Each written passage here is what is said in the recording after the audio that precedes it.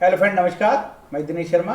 आज आपको एक बहुत महत्वपूर्ण योग के विषय में बताऊंगा, जिसको बोलते हैं ऋणग्रस्तता योग। जनरली क्या होता है कि जातक ऋणग्रस्त हो जाता है, इसके बाद वो बड़े परेशान होके एस्ट्रोलॉजर को फ़ोन लगाता है। वो कहानी तो मैं बाद बताऊंगा। पहले मैं बताऊंगा कि कुंडली में किन योगों के कारण जातक जो है ऋणग्रस्त हो जाता है। ठीक है, ये योग मैं जो बता रहा हूँ आपको जातक तत्वों से बता रहा हूँ। जातक तत्वों के रचयिता महादेव पाठक जी हैं, मध्य प्रदेश रतलाम के रहने वाले हैं, और भारत के लगभग समस्त विद्वान ज्योतिषियों ने जातक तत्वों के धारण ज्योतिष ग्रंथ को मान्यता दी है। ठीक है, और आदरणीय के.एन. राव साहब ने तो बहुत बार अपना लेखन में, ग्रंथों में जातक तत्वों का नाम लिया है, जिसमें बहुत अच्छे योग है। एक जैसे एक जातक तत्वों किताब हुआ, एक सरवार चिंतामणि है। तो इसमें दो किताब बड़ी फेमस है। इसमें इसे जातक तत्वों के मैं योग आपको बता रहा हूँ। 4-5 उनके सिद्धांत है महादेव जी के। चलते हैं। कोई जरूरी नहीं कि ये योग सभी की कुंडली में लागू हो। ठीक है, मेरा काम है इंफॉर्मेशन देना आपको। ठीक है, आप कितना इसको मानते हैं आपके ऊपर है। देखिए, इसके सिद्धांत में मेन लिखा है कि द्वितीय भाव में पाप ग्रह, लग्नेश द्वादश भाव में और दशमेश एकादशेश से युत या दृष्ट हो तो जातक ऋणग्रस्त होता है। ठीक है, कहा है कि द्वितीय भाव में पाप ग्रह, आप सब जानते हैं कि द्वितीय भाव क्या होता है। मैं उदाहरण से भी बताऊंगा, लेकिन जनरली वीडियो बता रहा हूँ। उदाहरण से कितना बताएं यार। लग्नेश मतलब पहले भाव का स्वामी 12 में चले जाए, और 11वें और 12वां भाव के स्वामी कहीं युति करें या आपस में देखें, इतने योग होने चाहिए एक साथ। ठीक है, तो दशमेश और एकादशेश युति करते थे हम, तो उसको बड़ा शुभ मानते हैं। लेकिन यहाँ पूरा लाइन से है, द्वितीय भाव में पाप ग्रह हो, लग्नेश द्वादश में जाए और दशमेश एकादशेश से युत या दृष्ट हो तो जातक ऋणी होगा। मतलब द्वितीय भाव पापग्रस्त हो और लग्नेश 12वें में जाए और दशमेश और दशमेश और एकादशेश युति या दृष्टि संबंध हो तो जातक ऋणी होगा। यह पहला योग है। ठीक है, दूसरा देखते हैं। अस्तगत द्वितीय पाप ग्रहों से युक्त होकर द्वितीय अथवा अष्टम भाव में स्थित हो तो जातक ऋणग्रस्त होता है। मतलब फिर बोला कि द्वितीय भाव मतलब धन संचय का भाव है। द्वितीय धनेश, द्वितीय अस्तगत द्वितीय पाप ग्रहों से युक्त होकर, मान के चलो आपका द्वितीय भाव का स्वामी है, अस्त हो गया और कहीं बैठा हो, 8वां बैठा हो, 6वां बैठा हो, 12 बैठा हो। ठीक है, और साथ में पाप ग्रह भी हो, पाप ग्रह से युक्त होकर द्वितीय अथवा अष्टम भाव में स्थित हो तो जातक ऋणग्रस्त। द्वितीय धन का स्वामी है। ठीक है, धन का स्वामी जो ग्रह है वो यदि द्वितीय में पापग्रस्त हो, अस्त हो, नीच का हो, या 6, 8, 12 में हो, ठीक है, या अष्टम भाव में हो। ठीक है, अस्तगत द्वितीय पाप ग्रहों से युक्त होकर द्वितीय अथवा अष्टम भाव में स्थित हो तो जातक ऋणग्रस्त होता है। ठीक है, इसमें केवल द्वितीय और अष्टम भाव का है। 6, 8, 12 की बात बाद में आई है। ठीक है, इसके बाद एक और सिद्धांत है। क्रूर सटयंश द्वितीय से यदि नीच राशि में स्थित हो और एकादशेश की भी वही स्थिति हो तो जातक ऋणग्रस्त होता है। देखिए, D1 से लेकर D16 तक चार्ट बनता है। ठीक है, D16 तक 16 वर्ग कुंडलियां होती है, उसमें एक कुंडली होती है जिसको बोलते हैं D60 चार्ट। तो D60 जो चार्ट होता है षोडश कुंडलियों में, जो षोडश कुंडली है उसमें एक कुंडली बनती है D16 की। उसमें क्रूर सटयंश में द्वितीय, मान के चलो मंगल जो है, मान के चलो कि द्वितीय स्थान का स्वामी शुक्र हो गया। ठीक है, मेष लग्न की कुंडली, और वो शुक्र D60 चार्ट में क्रूर सटयंश में हो, मतलब पाप राशियों में हो या नीच राशि में स्थित हो और एकादशेश 11वें भाव की स्थिति भी यही हो तो जातक ऋणग्रस्त हो सकता है। ठीक है, इसका ये जो मैं जो पढ़ रहा हूं, ये भी मैं आपको यहाँ पे PDF के रूप में दे दूंगा, उपलब्ध करा दूंगा, या लिंक दे दूंगा, जिससे कि आप भी इसको आसानी से पढ़ सके। ठीक है, इसके बाद बोला है पाप ग्रह से संयुक्त लग्नेश यदि त्रिकेश से युक्त या दृष्ट हो तो जातक ऋणग्रस्त होता है। भैया, लग्नेश भी पीड़ित नहीं होना चाहिए। पाप ग्रह से संयुक्त लग्नेश यदि त्रिकेश से, मतलब लग्न का स्वामी 6, 8, 12 में कहीं बैठा हो या युत हो तो जातक ऋणग्रस्त होता है। मतलब लग्नेश को भी पीड़ित नहीं होना चाहिए। कई कुंडली में हम देखते हैं लग्नेश नीच का हो जाता है या 6, 8, 12 में चले जाता है या बहुत पीड़ित रहता है तो भी समस्या आ सकती है। वैसे भी लग्नेश पीड़ित नहीं होना चाहिए, नहीं तो अनेकों समस्या आती है। फिर अगला सिद्धांत कहते हैं महादेव जी पंचमेश लग्नस्थ होकर शुभ ग्रहों से अदृष्ट हो तो जातक ऋणग्रस्त होता है। अब ये सिद्धांत मेरे को गले से उतरता नहीं है कि पंचमेश लग्नस्थ होकर शुभ ग्रहों से अदृष्ट हो तो जातक ऋणग्रस्त होता है, क्योंकि पंचमेश का लग्न में जाना कोई बुरा नहीं कहा जाता है, लेकिन कहा है पंचमेश लग्नस्थ होकर शुभ ग्रहों से अदृष्ट हो तो जातक ऋणग्रस्त होता। मतलब पंचमेश यदि लग्न में हो तो उसमें शुभ ग्रहों की दृष्टि होगी तब तो ठीक है भैया, और शुभ ग्रहों की दृष्टि नहीं है तो ये भी ऋणग्रस्तता की ओर ये योग हमको लेके जाता है।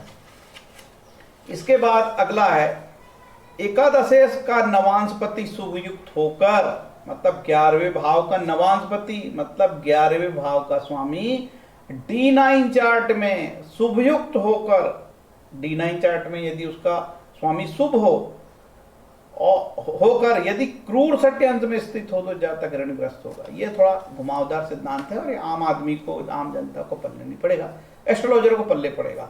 एकादशेश का नवांशपति मतलब जो 11वें भाव का स्वामी है उसका D9 का जो नवांशपति है यदि शुभ हो और शुभ होकर जाके वो D60 में क्रूर सट्यांश में बैठ गया, शनि के सट्यांश में, मंगल में, सूर्य के सट्यांश में बैठ गया तो जातक ऋणग्रस्त हो। ठीक है।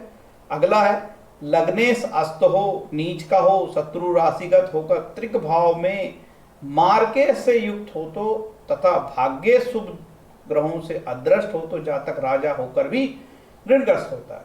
बहुत सारी चीज बोल दिया इसमें। लग्नेश अस्त नीच शत्रु राशिगत होकर मतलब लग्नेश का अस्त पहले भाव का स्वामी का, नीच का शत्रु का अस्तगत नहीं होना चाहिए। ठीक है। यदि ऐसा होकर 6, 8, 12 भाव में बैठ गया साहब, वो 6ठे 8वें 12वें में चला गया। ठीक है। इसके बाद बोला है त्रिक भाव में मार्केश से, वो भी कहा कि मार्केश से, मार्केश 2 होते हैं भैया, एक तो दूसरा स्थान 7वां स्थान से युति ना हो उसकी। इसके बाद ये भी कहा कि भाग्येश शुभ ग्रहों से अदृष्ट हो। देखो भाग्येश को शुभ ग्रह देखना चाहिए और ऐसी स्थिति में भाग्येश भी सपोर्टिंग कर रहा है, उसको भी शुभ ग्रह नहीं देखते तो जातक राजा होकर भी ऋणग्रस्त हो जाता है। ठीक है। तो ये तो सिद्धांत है। देखिए क्या है, मैं बताना ये चाह रहा था कि अधिकतर एस्ट्रोलॉजर के पास कौन आते हैं, एस्ट्रोलॉजर के पास वो लोग नहीं आते जिनका राजयोग चल रहा है और अच्छी नई नई गाड़ी खरीद रहा है। वो तो एस्ट्रोलॉजर को बोलता है कि इन बेवकूफ़ों से क्या बात करना, मेरा तो राजयोग चल रहा है साहब, ये क्या बताएंगे फोकटे लोग। वो तो तब आता है एस्ट्रोलॉजर के पास कोई व्यक्ति जब उसको मुसीबत होती है। ठीक है। तो समझ जाओ भैया एस्ट्रोलॉजर के पास वो आ ही क्यों रहा है, उसको मुसीबत है तभी तो आ रहा है।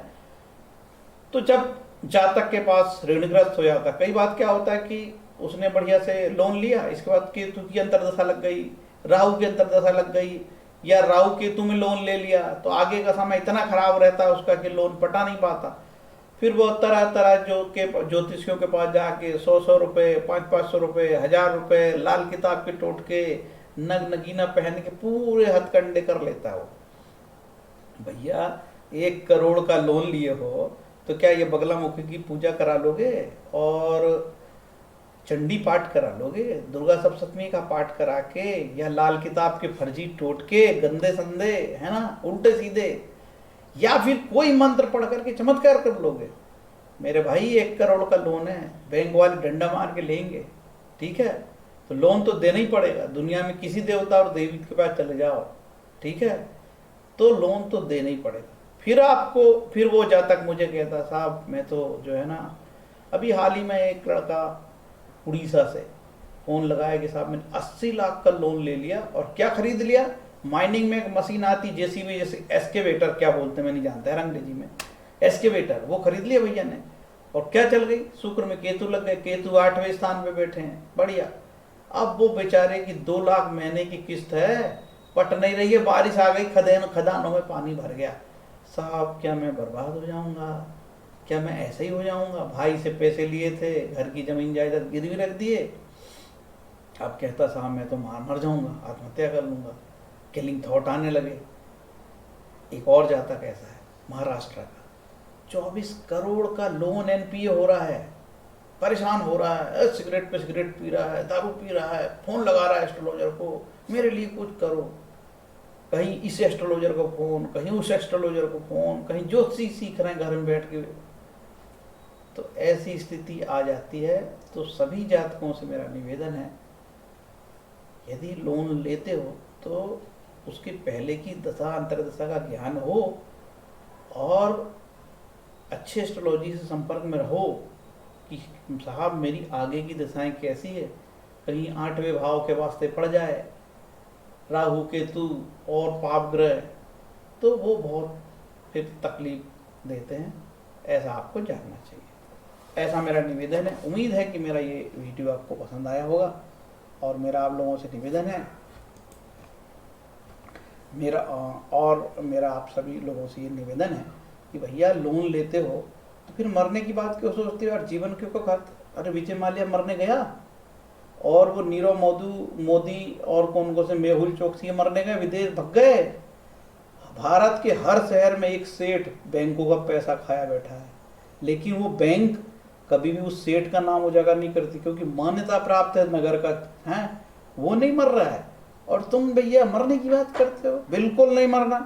विजय माल्या सिंह को पैसे लेके भाग गया लेकिन मरा नहीं वो, और मेहुल चोकसी, नीरव मोदी और भारत के हर शहर में एक एक व्यक्ति लोन खा के बैठा है और वो दिवालिया हो गया। देखिए कितनी चोरी करते हैं हमारे नगर सेठ, चोरी करके बैठे हैं और अपने बेटों के नाम सारी प्रॉपर्टी ट्रांसफर कर दिए हैं और बहुत बढ़िया से मुंह में लाल पान लगा के नगर सेठ बना बैठा है। लेकिन वो क्या है, बैंक करप्ट आदमी है, लेकिन समाज में उसका अभी भी मान्यता है कि हमारा दोगला समाज का निशानी है, ठीक है। लेकिन मिडिल क्लास का आदमी, साहब फांसी लग जाऊं, मर जाऊं, बिल्कुल ना मरना। लोन देना, धीरे धीरे देना, मेहनत करो और धीरे धीरे लोन पटेगा। अपनी आत्मघात ना करो, सीखो विजय माल्या से कैसे वो भाग गया विदेश, आत्महत्या नहीं किया। और तुम मिडिल क्लास के लोग आत्महत्या कर लूंगा, बिल्कुल नहीं करना, ठीक है। बैंक का लोन धीरे धीरे देंगे, मेहनत करेंगे। जान है तो जान है, और जान कर चले गई तो यदि मर के भूत बनना तो बनो, सबको परेशान करो घर में, आत्मा तुम्हारी पता नहीं कहाँ जाएगी, फिर प्रेत योनि में जाओगे, पूरा जीवन जियो, पान खाओ, गुटखा खाओ, जो कुछ करना, मरो मत यार। इतना ही तो बोलेंगे लोग कि बैंक करप्ट है, कि हर शहर में जाके पता करो, एक व्यक्ति सेठ जी बैंक का लोन चुराए बैठे, लेकिन वो रेपुटेटेड बैंक उस सेठ का नाम नहीं बताता। क्यों? इज्जतदार आदमी है, पैसे तो बैंक की इज्जतदारी खाते हैं भैया। गरीब गुरुगे तो बेचारे खाते हैं, तो उनका तो बैंक वाला आके उनकी बकरी खोल के ले जाए, बर्तन उठा के ले जाए, है ना। 1 लाख के लोन में बैंक वाला उसकी वो इज्जत उतारता है। और जिनने 24 करोड़ के लोन एनपीओ हो रहे हैं, जिनके हजारों करोड़ के लोन एनपीओ हो गए, लोग विदेश भग गए, लेकिन समाज ने उनको कुछ बोला भी नहीं, उनका मान सम्मान बरकरार है, वो विदेशों में ऐश कर रहे हैं। और हमारे मिडिल क्लास के लोग, अरे काय को आत्महत्या करोगे यार, देना जब से लोन होगा धीरे धीरे देना। तो ये सब लोगों को मैंने बताया हो, इसलिए लोन उनके चक्कर में नहीं पड़ना चाहिए। शास्त्रों में कहा है कि लोन लेना कभी नहीं चाहिए, लोन लेना पाप है, ठीक है।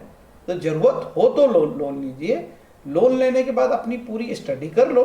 आप जिस चीज का लोन ले रहे हो क्या आप चुका पाओगे, आपकी ग्रह दशाओं का थोड़ा अनुसरण कर लो, अध्ययन कर लो, अच्छे एस्ट्रोलॉजर से संपर्क कर लो, अच्छे व्यक्तियों से संपर्क में रहो, नहीं तो वो बोलेगा बिल्कुल ले ले, है ना। तो इसके बाद लोन लो भैया, लोन लिए हो तो देना पड़ेगा, है ना। आपसे निवेदन है कि आत्महत्या जैसे विचार मन में ना लाएं, है ना। विजय माल्या को देखो कैसे भग गए वो, है ना, पैसे खा के, तो शान से वहां वीडियो जारी करते हैं, बिल्कुल मरने की जरूरत नहीं। हरे कृष्ण।